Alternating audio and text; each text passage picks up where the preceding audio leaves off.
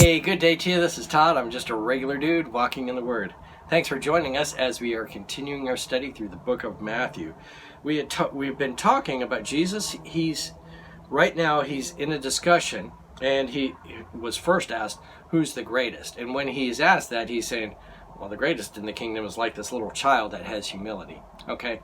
As he's going through that, he has the child on his lap, and he's talking about the child, and he says, you know what? If anyone causes a child like this to stumble, they're in trouble. I really dislike that. I dislike it so much that it'd be better if you were just dead, and dead real quick. Okay? Today, he's finished with that, and he's going, you know what?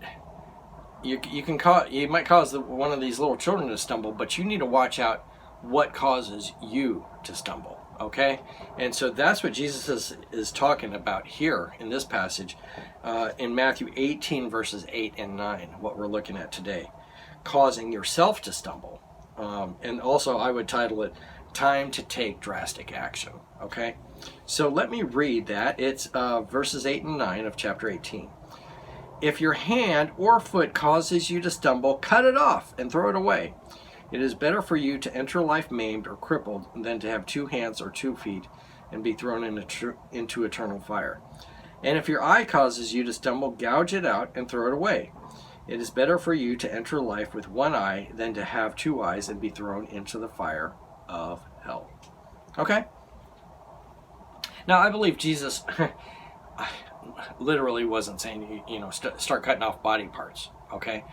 And people, monks have done that, thinking, okay, if I cut off this body part, and it's kind of graphic what they've cut off. If I cut off this body part, then I won't have that problem. No, you still have that problem, because sin, remember, we talked a couple weeks ago, sin starts out in the head, okay? So, but Jesus is saying here is, you need to take drastic action. If something causes you to stumble, you need to get rid of it, okay? So it might be a big thing. If I have a computer that I'm addicted to pornography, or it's wasting time or whatever, and it's causing me to stumble, I need to get rid of the computer and say, hey, wife, can you be on the computer for me, or one of my kids, or whatever. Or set up safeguards. There's all kinds of safeguards you can get now for the computers. So, but you need to take control of that, okay? Even if it's to the point of, I have to get rid of the computer, okay?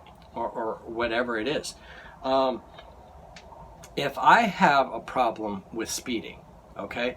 Having a lead foot and getting tickets and stuff like that. Let's say I have a problem with speeding, and I've gotten so many tickets for speeding.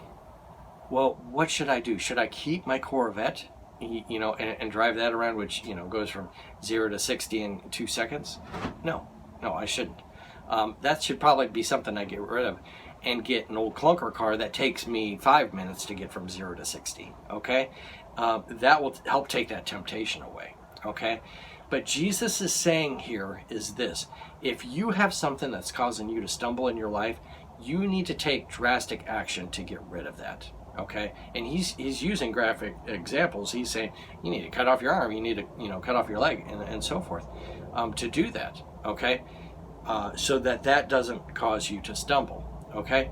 If you're living right next to a nudie bar, and that's causing you to stumble, naturally, probably time for you to move away from the nudie bar, okay?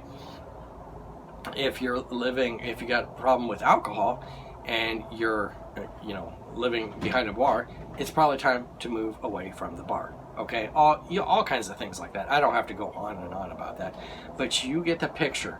You have got to take drastic action, and that's what Jesus was talking about here. You have got to take drastic action so that you don't stumble in your walk with God. Okay?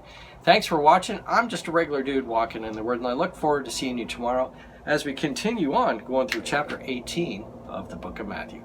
Lord's blessing. I'll see you then.